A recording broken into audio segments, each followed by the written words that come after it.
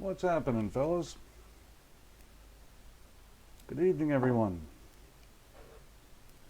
and welcome to Whiskey Wednesday with a spirited endeavor. I'm Russ, and it's going to be just me tonight, so it's going to be interesting. Looks like Brian and Ron have both joined. Thanks for popping in, guys. I think Ron's actually on the road.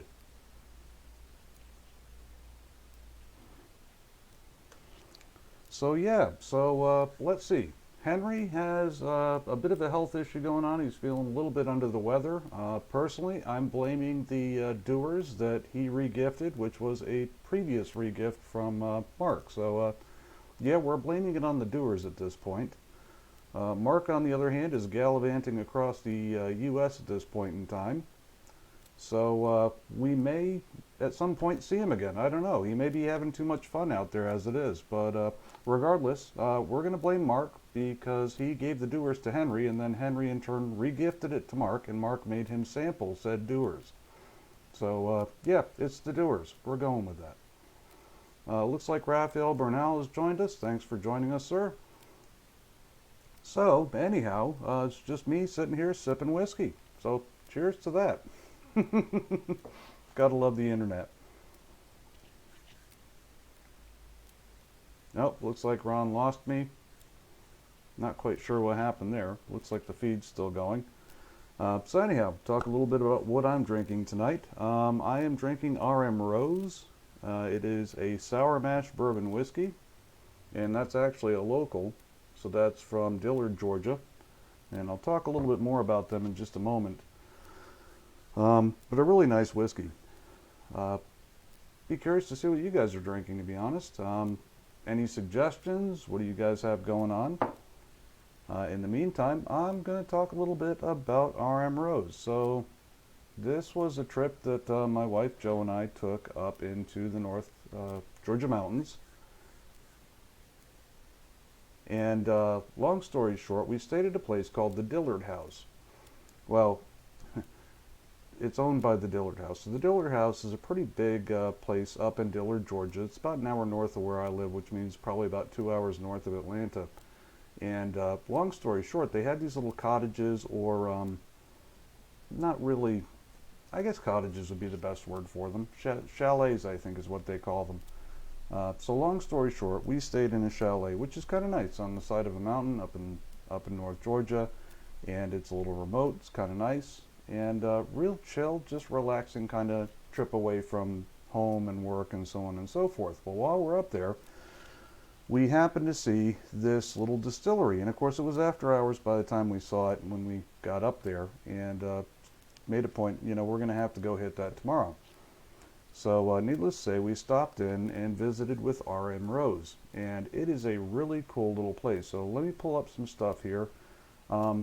So it is, as I mentioned, located in Dillard, Georgia, and Franklin Street in Dillard. So right next to the Dillard House, and really, really cool place. And matter of fact, when you get there, this is what you're going to see. So it's just an older stone building from the looks of it. It's right next to the town hall, and it's a pretty small place. But once you get inside, they have a lot going on. Now, I happened to talk with somebody there by the name of Melissa. She was really informative, really nice.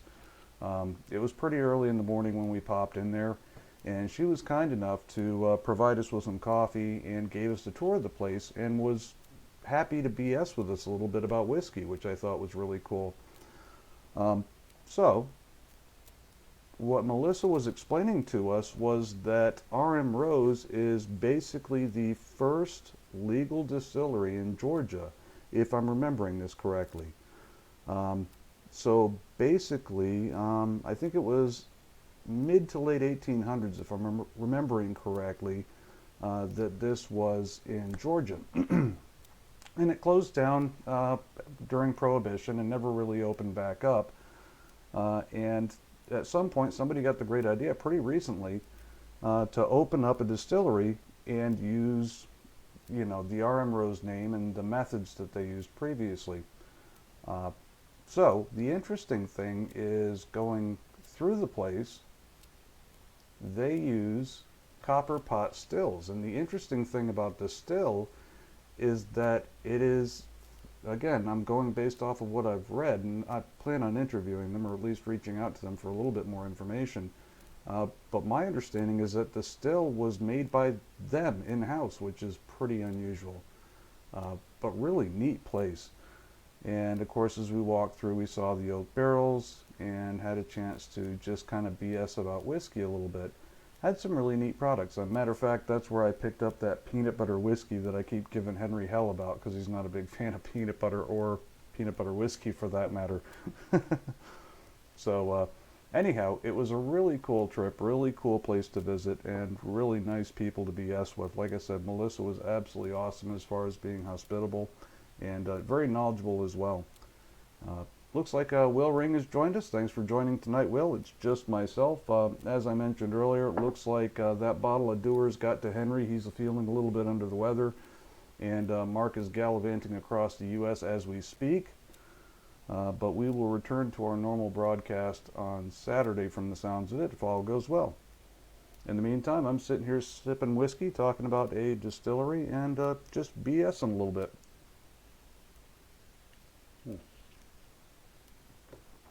So, if I'm remembering correctly, excuse me, trying to learn how to speak again, Ron Schmidt tried the Ardbeg, having had the Jura. And that's a hell of a leap. Talk about jumping in with both feet. Jura is this one. And for those who aren't really into smoky whiskeys or haven't gotten into them, this is a really good starting point. It's just a real easy, smooth sipper. Just a hint of smoke to it. And really an interesting one. But Ardbeg is just like taking that and kicking it up to about a 10 as far as smoke and peat is concerned. I recommended Lefroy once he gets through with the Ardbeg because it's similar in nature, so I'll be curious to get his take on that. Ron does say that he has a peanut butter whiskey himself, and he did not think it was that good. And you know, it's funny you say that. I hadn't had peanut butter whiskey until we went up to Dillard, and I tried the peanut butter whiskey they had there. That's an important point that I need to mention.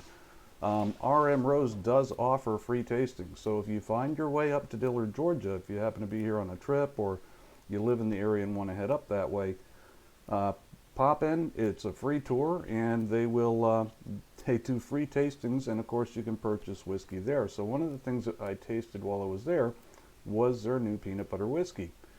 And again, I've never had peanut butter whiskey previously, so it was a totally new experience for me. Personally, I enjoy peanut butter. I don't know if this is something I would drink very often. I'd probably use it with something else. They recommended it with ice cream or something like that. So I'm kind of curious. I might have to give that a shot. Although I've got chocolate ice cream, I don't know that I want to mix that. I'm not going to do it on camera. I'm not that guy.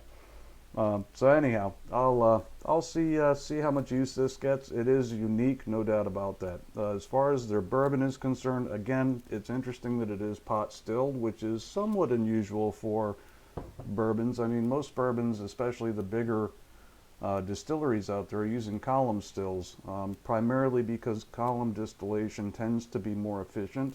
You can keep a column still going pretty much continuously. Which helps with productivity, whereas with the pot still, yeah, you can run a pot still and they can be efficient, but the problem is every now and then you have to stop distillation and actually clean out the pot still because stuff will cook to the bottom of the still if you're not careful. So that does tend to hurt some of the efficiency, and that's why most tend to use column stills. Now, the reason I mention this is, as we discussed with Scotch, pot distillation tends to leave certain flavors in the whiskey that are often removed through column distillation. And that's why I think this RM Rose is a little bit different than some of the other bourbons that I've had.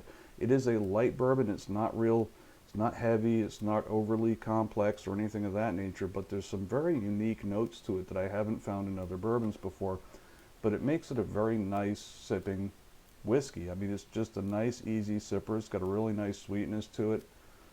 Really enjoyable, actually. So, I'll be curious to see if I can find some other bourbons that are distilled in pot still, just to see if there's some common features or commonality across them. So Ron says he really likes the Ardbeg 10. It smells strong, but doesn't taste anything like the nose on it. And you know, it's funny you say that. That's pretty typical with Isla Whiskeys. Now, we use the term Isla Whiskeys a lot. Isla is spelled I-S-L-A-Y, I-S-L-A-Y. A lot of people would think it's Islay or Islay or something like that, but it's actually Isla. And that is the name of an island off the coast of Scotland. And they are known for doing very peated whiskeys, and they generally have a very smoky, kind of earthy flavor to them.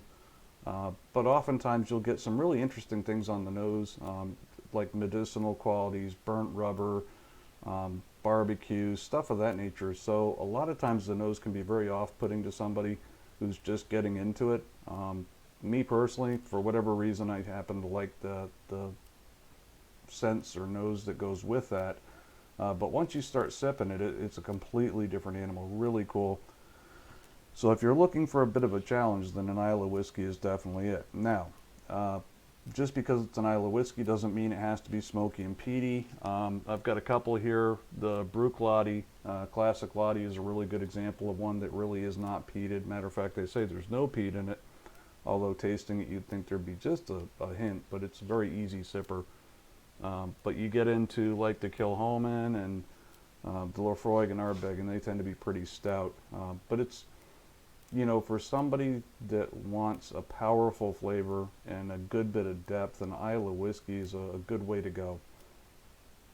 But looks like Ron would agree as far as the peanut butter whiskey being good with ice cream. We're going to find out. It's, you know, with some of the pairings that Mark's done and has introduced me to, I'm a little bit more open-minded as far as that sort of thing is concerned. I could certainly see where peanut butter whiskey could go with certain things, and we may have to expand upon that. Matter of fact, maybe that'll be next Whiskey Wednesday. I'll bring my own pairing, and it'll involve that and some ice cream. I'm kind of curious, actually, now that we're talking about it. Looks like Cheryl's joined us. Hi, Cheryl. Thanks for joining us tonight. So, again, RM Rose. Really impressed. Neat little place.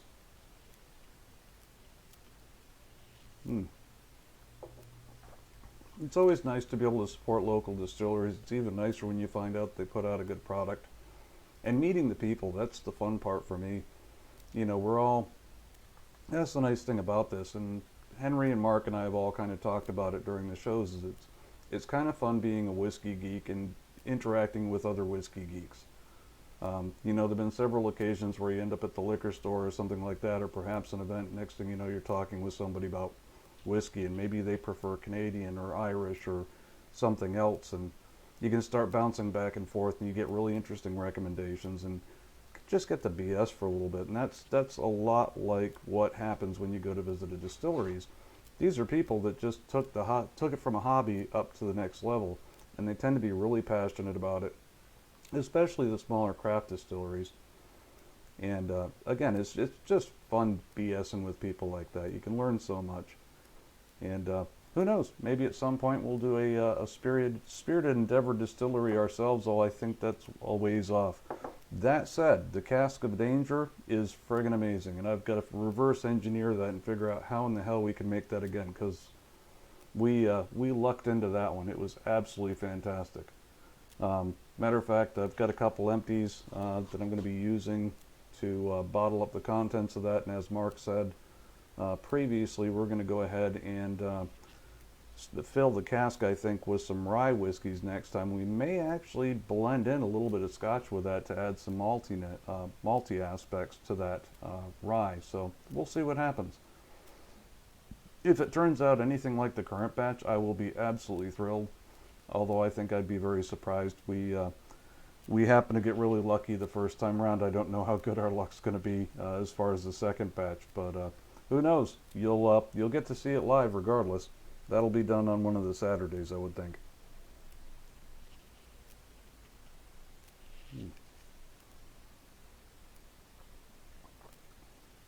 Yeah, really nice. There's an interesting, almost like a citrus aspect to this, and I wonder if that's part of that pot distillation. pot still distillation that we were talking about. It's 43% ABV, so it's not a really high ABV bourbon. But again, light, easy to sip, and but not dull, and definitely some different tasting notes than what I've gotten out of a lot of other bourbons. Now, that said, I did pick up a bottle of Larceny the other week, and we had the Weller, and so the interesting thing about Weller is it's a wheated bourbon, and so in order to be a bourbon, of course, it has to be over 51% corn. But then with wheated bourbons, they oftentimes will replace the rye component with wheat, and the wheat brings some different things to the table. And again, being fairly early into the bourbon journey, and whiskey to a lesser extent, it seems that Mark and I have found that the wheat aspect is really interesting to us. So I started looking into other wheated whiskeys that perhaps we could get into, and came across the Larceny. And now, you know how it is. There's certain brands and certain bottles that everybody gets into, and there's a lot of hype behind it, and a lot of times that's overblown. But in the case of the Wellers, it lived up to the hype. I thought the Wellers was really enjoyable. Mark did as well, hence he now has 2 bottles of it. Lucky bastard, I need to go find myself a bottle as well. But the Larceny is another one that is a wheated whiskey. It's really easy to find. It's actually a bit cheaper than the Wellers. I think I picked my bottle up for around 22 to 25, and I think the Wellers was between 30 and 40.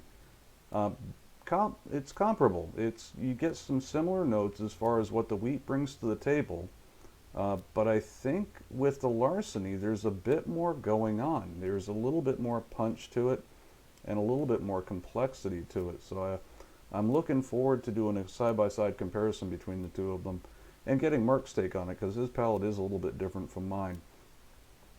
So we'll see what happens with that, but that's been a really fun journey, as well as getting into that sort of thing. So anyhow, I hope everybody's doing well. Again, just to update anybody that came in recently, Henry is out with not feeling a little bit under the weather. We're blaming the Dewars that Mark made him drink last time around. So we'll see what happens with him. Mark is gallivanting across the U.S. at this point in time, and my concern is if he enjoys it too much, we may never see him again, but hopefully he'll at least tune in every now and then. So, but no, in all seriousness, we'll likely resume normal operation on Saturday, and we'll certainly bring you guys up to speed with what's going on. So anyhow, on that note, it's going to be a short night for me. I've enjoyed it. Hopefully it wasn't too much of a train wreck for you guys. You got something out of it. But again, if you get a chance, pop into RM Rose out in Dillard. Again, if you're visiting or you happen to be local, go, you can make a weekend out of it. Go stay at the Dillard house, which is pretty much right next door. Reasonable price, beautiful scenery up there, and of course it tends to be a little bit cooler up there as well. And pop into RM Rose. Again, really cool place, reasonable whiskey prices, really nice people. So on that note, I think I'm going to call it a night, guys. Thanks again for joining me, and I will catch you probably on Saturday. Take care, everyone.